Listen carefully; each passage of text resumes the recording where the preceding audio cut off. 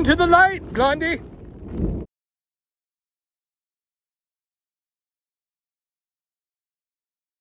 After last week's adventure at Robinson Lakes, I'd rushed back to civilization with a ton to take care of. I had to pack up a house that we'd been renting for the last 4 months as we rode out all the medical issues, and then sadly I had to say goodbye to a vehicle that I dearly loved and had had over 10 years. I am really going to miss this place. Okay, and we are out of the rental and ready to go, mostly. His gesture indicated a future problem. An adept who needs his EQ was incontrovertible. He had unquestionably saved my life.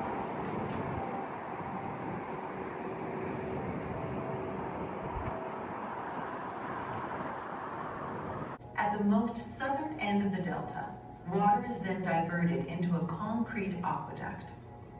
Packland counterpart as they leaned on each other in drunk enough for the night. The point is, had kept order in 5-man patrols, their brutal tactics and free use of their iron-bound clubs earning them the nickname. And welcome to the Bloody Zoo. So we are just here for tonight. Jen will get here in probably another 5 hours. And then tomorrow morning we grab our permit because the permit office closes early. And then we will hike into the backcountry.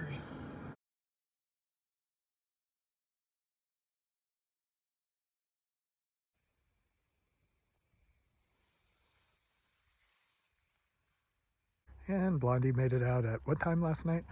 11:30. Oh, that's easy. It's not after midnight. I mean, that's not even up late. 4 hours of stop and go. Yeah, you just drove through LA. Those two statements are equivalent, I'm pretty sure. It's not always quite that bad. No, often it's worse. You're right. So normally we would camp at a trailhead, just bivvy and leave early. But I wasn't able to get up here early enough last night due to the move out, so we need to get a permit. Or does not matter. Mileage important to you, elevation gain. This trailhead is kind of funny. There's actually a road closed barrier down here because of all the touristy hordes. So we just had a ranger chase after us. We're good because we have a permit, but by default they think it's tourists going where they're not supposed to. If you're curious, yes, the back of her car does vaguely say, "Wash me, oh God, please wash me." And now we have a very fun tradition, which is Matt is ready to go and Blondie is currently triple checking, going, wait, do I have this? Wait, do I have this? Because she's in for all of the day. It's good that someone's double checking. You're not double checking my things. So this trailhead is actually a very, very busy one, hence the control of getting out here, because it is actually the start of the High Sierra Trail, which is one of those trails that makes very little sense to me. Basically, it goes east to west across the Sierra, so the drive is horrific, and it's only like 4 or 5 days. I had looked at it back in my IT days, but it just didn't make a lot of sense because you have to pay so much to get shuttled from one side to the other. Sierra Club used to run some trips where 2 groups would do it, and they would exchange keys in the middle, which works, but... So if I ever did it, I would probably go out and back, but honestly, I just do loops these days more than this, because as you can see, it's only 60 miles to Whitney. I know. That's nothing. Oh, the trail is closed, Jen. So I'm basically going to be on the High Sierra Trail for the first couple of days. I'm going to get close to Mount Whitney, but having done Mount Whitney before, I am not excited at all at the possibility of doing it again. It is not the coolest peak, if you ask me. There's way better backcountry stuff. And then I will turn north on the PCT JMT. So I will also be on busier trail there. And then in a week or so, I will hopefully meet MasoTaters up there at basically below Arrow Peak at Taboose Pass, at which point she will resupply me so I don't starve, / run out of toilet wipes, which might be even worse. I'll cliff bars though and rice and beans. Oh, you're mean. No, and I want town water. I want all of it. Maybe a new pair of shoes. The look she gave me this morning when I joked about her bringing me a new pair of my very svelte size 14 shoes on the top of Taboose Pass, you would not believe. I thought maybe she'd pooped herself, but she might have, but it was mostly over. It's one hill, one little hill. You know how many thousands of feet I'm doing from this side? So then I loop around and I'll be going on the west side The traditional Big SEKI loop, I think, starts at Road's End because that's basically the only access point. The Big SEKI loop is kind of funny. It's not any sort of an official trail. It basically started popping up a number of years ago. It's kind of like the Grand Enchantment. Some random person just made this, called it something, and it became enough of a thing. It's now appearing on a lot of the OpenStreetMap sort of layers. And it looks like the people who originally came up with the proposal might have been the ones that we used their write-ups for the Mississippi. It isn't exactly rocket science, though. Jen wanted to go in here because we're going up to a place called Valhalla, which is not far from where Matt nearly died years ago. So it's got double appeal to Miss Blondie up there. So yeah, this trailhead is just a really pretty hike in. Originally, this started as I was looking at doing a bigger loop going in last weekend to meet Jen for Alta. Alta doesn't really have an exit, and when I started looking, I decided, okay, well, what if I just said forget Alta and went in for a week or two? What's the biggest loop I could do? And this is basically the biggest logical loop in this area without having to overlap or get into areas along the Theodore Solomon that are a little bit too overgrown for easy travel. See him? Oh, the deer. Oh, I see. They don't allow hunting up here, and the animals tend to know it, so you get pretty friendly deer. I have had them just about come up and lick a pea stream of a participant when we were in Mineral King before. So this is the start of a 2-week and 170 some mile loop. Basically, this is my last chance to bang on the tires and figure out if I have any showstoppers before I get on a plane and fly out to Vermont, where I will be hiking slightly more remote for a couple of months till Thanksgiving. I settled on the long trail in the Mount Mackay because I hadn't done them, and they're on the East Coast Corridor, which there isn't really real wilderness out there. There are things that are called wilderness, but you can always get to town. So if something happens like a HSP outbreak or something, I would have options. Downside is Blondie will be like 3,000 miles away, and so I can't convince her to drive out and get me if anything goes wrong. And honestly, while the trail should be pretty good between the altitude and the 6 or 7 day food carries, this will probably be harder overall than the other 2 trips. And that's the idea. Basically, again, if I have a problem, I'd rather have it now before I have to buy a plane ticket to get back. Not sure if it comes through on the video, but we are just getting swarmed by gnats here. Same as last weekend. They're all down at a certain altitude. So today's goal, we're going to hike in, do the big climb, get past Bear Paw, which is this kind of like established camping area that I think is closed again due to maintenance. And then hopefully get into this area called Valhalla, just this side of Quia Gap. It's really pretty. That's where Jen and I will spend the night tonight. And then she comes back and I go on alone. If that view is looking familiar from Jen's Alta trip, it's basically in this same area. You're not allowed to start the High Sierra Trail from the Alta trailhead, just because similar to the JMT, if they allowed it, they would have too many people basically filling up all the trailheads in every direction. That was the problem with the John Muir Trail years ago. There is also a pretty good chance of rain, so those thunderstorms I was lamenting the last couple of trips, I may be paying for it this trip, because here I'm going to be at higher altitude, well above tree line, so the lightning could get fun. But in general, the weather out here is a lot more gentle than a lot of other mountain ranges. I will take riding out a Sierra lightning storm anytime over one in, say, the Rockies. Personally, clouds like this are always cool to see, especially last couple of trips it's been rather warm. But this is a warning sign that all hell may be breaking loose later this afternoon. So that is Castle Rocks. It is a cool thing that is visible from a distance. You can scramble up one or two of the pinnacles, but As I recall, it is mostly a rock climbing destination. Someday, Blondie, if I stop falling apart so quick. Oh. And I keep having to stop Taters from eating random things off the side of the trail. It's like hiking with a toddler. Oh, that one is not good. Yeah, these don't look the best. Okay, Taters is happy on this trail. First waterfall of the weekend.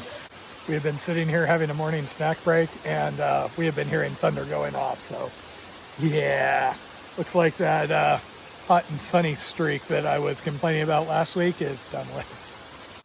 So we have been hearing thunder off and on, but it's at a distance. I think it's up over the crest. And this is why. No, down lower. You think that one? Okay. Back. Oh no. Back, the one in the back, yeah. Lonnie's not very good at picking these out, and she's disappointed. This is why I'm not getting to camp early.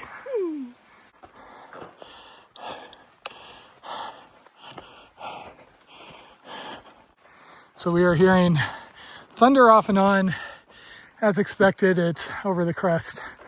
So we may get a little wet today, but this is usually more of an issue when you're above tree line going across passes or up peaks. Have you considered blindfolding all the students and having them make different farm animal noises and grope around blindfolded? That's the professional level. Gotta love it when you have overachiever backcountry rangers who are artistic.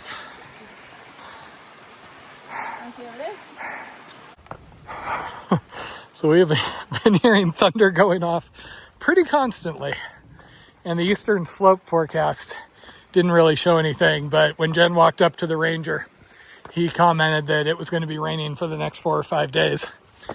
And then she was like, "Pshaw, I'm not going in for 4 or 5 days. That sounds like a Matt problem." I made a joke, well, at least the rain's going to start when we're on the slick part, and yeah, sure enough. See, Blondie? I go backpacking perfect weather. You're just bad luck. So if you watched Jen's Alta trip, basically Panther Gap is up there. Alta kind of dead ends as a meadow. There's a couple other little things you can do out there, but in general, it's hard to connect with anything unless you come down here. Oh! You get that on video? Yes! Blondie down! Blondie down! Anyway, so about the only place you can go further in from Alta unless you connect through Lodgepole and go out towards Silliman is out this way. But because the High Sierra Trail, for whatever reason, is high traffic, lots of people want to do it. They basically put restrictions on the Alta permit saying you are not allowed to come down and use it to do the High Sierra Trail. So here we have a 2-week permit, but that's just so they know where to look for my body.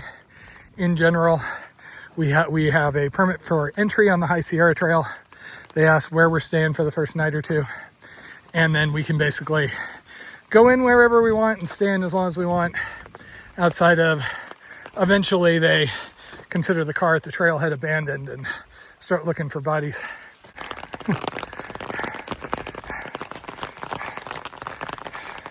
So, unlike on the AT, this isn't really normal. I mean, we have had this happen plenty of times, but the norm out here is pretty good weather. Yeah.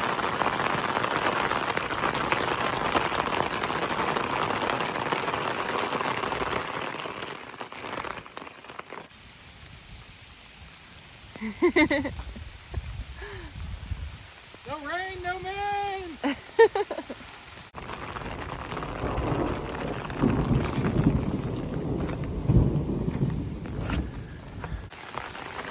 That was close! And this is why traditionally I didn't use the umbrellas, because it is usually so windy, it isn't an option. I got kind of converted to them because it has really helped on a few trips. Last year on the ADT being a great example of that.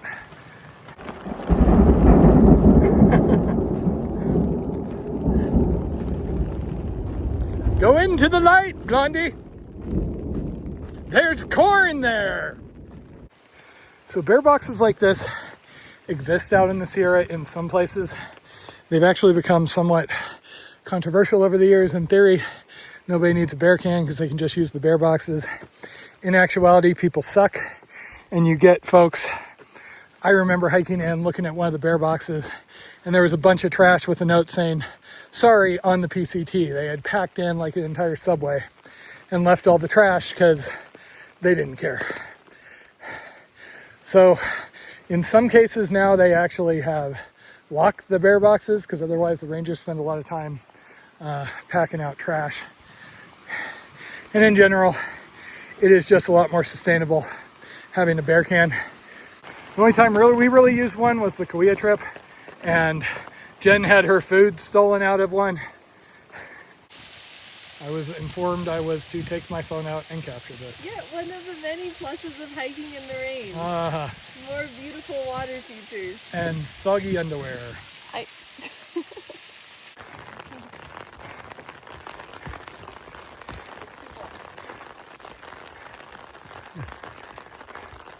And we are starting to get sunshine again. That is often how the storms work if the wind is blowing. The bad ones, if you ask me, are the ones where there is no wind because it just sits there and drips on you, and those can last. I was once in a dripping downpour for 13 hours overnight in a bivvy. It was really cozy. I got a lot of extra sleep there. When we saw the clouds building up, we stopped and we filtered water because oftentimes the runoff has additional mud and dirt and things after it's rained. So it is filter clogging and a pain in the butt for a little while. And we have seen multiple other groups that just dove into their tent because they were afraid of getting wet. So if you're noticing a lot of people with pack covers, that is one of my personal pet peeves. I get into this in the wilderness class every year. Personally, I have found that pack covers eventually fail. So if you have a pack cover, it will keep the top of your pack and the back of it dry. But eventually, like when it's really raining, I have felt the water like sheeting down here, and so that'll soak here. So unless you have something that comes over like the paca, there's a full-on like thing that you wear that covers the pack too. Eventually you'll end up soaking through here and your stuff gets wet anyway. So I've had this argument with a lot of like people that just do local mountains and deal with not much rain, that to them it works. But what do I know?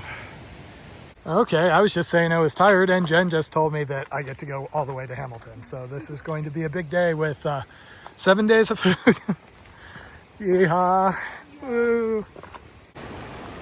So we are hoping for it to clear, but it can't tell yet. We may be in for more rain.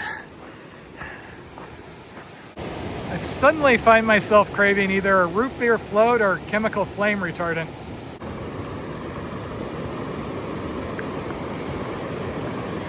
Okay, so that sign for Elizabeth Pass, that is the biggest climb out here for quite a while. And that's where I will be coming back via. So hopefully I will be coming from down there in like 2-ish weeks. Probably slightly tired because Elizabeth Pass is a butt kicker. It left a mark when I did the Theodore Solomon. But you're going to be basically invincible by then. Guess who's 10 years younger and isn't actively falling apart? Her medical issue, 1 little cut. Mine, I have that plus 8. They just went in there and rummaged around one time, and then the next time they're like, we're bringing Skynet, and they started like chopping. And then the immuno thing started. Oh, but yeah, it'll be fine. I'll just be stronger. You're stronger now. Ow! Oh, you hugged me too tight. I think you threw my back out. Was it a squirrel? It has bubonic plague. They literally just had somebody die in Tahoe due to one of those. So, no, it was a fly. They think it was a fly. So this is Bear Paw. No camping right now due to trees. So we're used to doing long drives through Los Angeles traffic to get up here, unfortunately. Yeah, the granite of the Sierra is spectacular. Just the scale, yeah. Because I mostly hear about folks like that from comments from people watching my videos who watch others. Yeah. So I figured, what the hell? I may as well get one too. So I took a lot of science in high school, And I really wish I could take it these days because they do more investigative stuff. Like they build generators and all sorts of things. So that is where we're going. The Skyline Saddle is Kauai Gap. So I use that to get over to Nine Lake Basin. Jen and I have actually climbed those 2 peaks on the left. I think that was actually the day that I fell in Nine Lake Basin. We did those and looped around and did something else and then decided to do this great dismount. Oh, that doesn't suck too much. Plus, just think of how the thunder would echo back here. So somewhere up there is Hamilton Lake. We think that's probably at the head of those falls. And that's where most people are aiming because the other camping behind us was all closed due to a bunch of dead trees not being safe to camp under. And this was an area that Jen was excited for because Blondie likes bridges.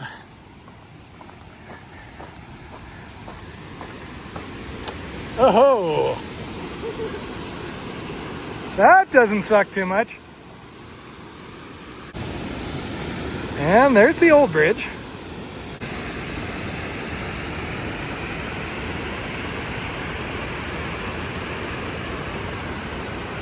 Yeah, all I could think last week is I can't wait to be up in the high Sierra. That is kind of cool where they cut the trail. Yeah. Sorry, I just wanted to cap.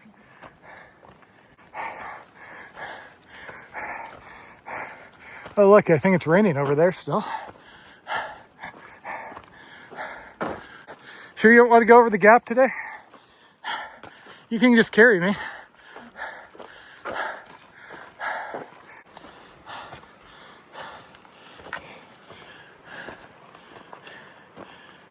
So when it's just me, we have to work in social butterfly delay.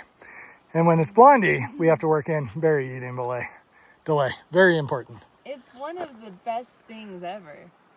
It's dribbled on us a few times, but we're also not getting enough sunshine to really dry things off. So we are less than a mile from Hamilton Lake. There is a bathroom there. That is where all the camping is. That is where most people are going because that is where the rangers have told people to go. There are a few sites like this, and here I had Jen stop to at least evaluate it because we're kind of hanging in this really pretty area. And I wouldn't mind staying here. I tend to not like busy areas anyway. This area is called Valhalla. I saw it coming through on the Theodore Solomon Trail and from above because we've climbed some peaks up there. And I love any of these massive open granite faces. There's just so much detail. You can stare at them for an hour and still be finding new things.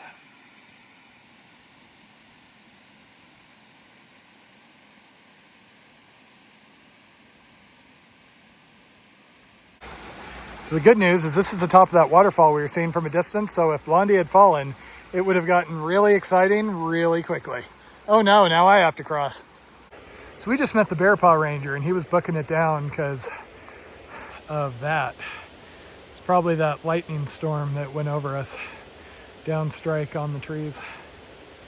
So he goes over there and throws dirt on it before it can flare up too big. Apparently there was a helicopter over it also. He also said that the lightning outlook for the next couple of days is pretty intense, so this could get fun. Normally there are camping options all over the place, but we were kind of limited in this area.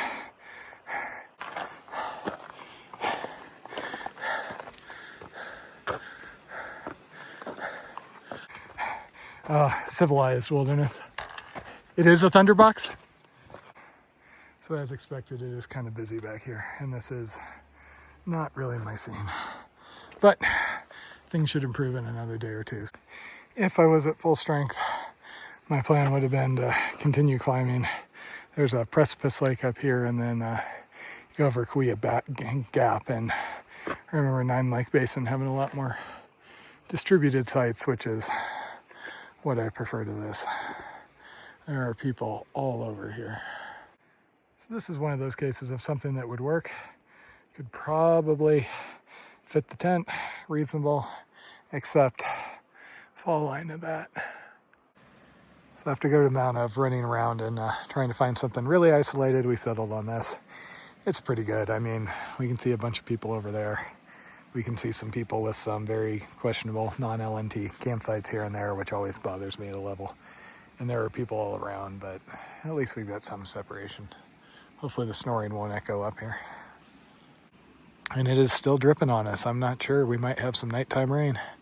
And then tomorrow I go up here, up over Kauai Gap, down into Nine Lake Basin, aka the place where I could have died a number of years ago, and then cross across the Big Arroyo and eventually towards Whitney. And then then I'll be on the PCT for a while. And I suppose that will be an acceptable coffee view in the morning. Oh, I wish Jen was staying out here with me. So last time we had wine, Jen brought in one of the little hiker wines. But the thing with that is I always say that I wish I had a Apothic. So now we did the grown-up climber thing, and we repackaged our Apothic into a Gatorade. So we can now have proper booze up in the mountains. Good talk.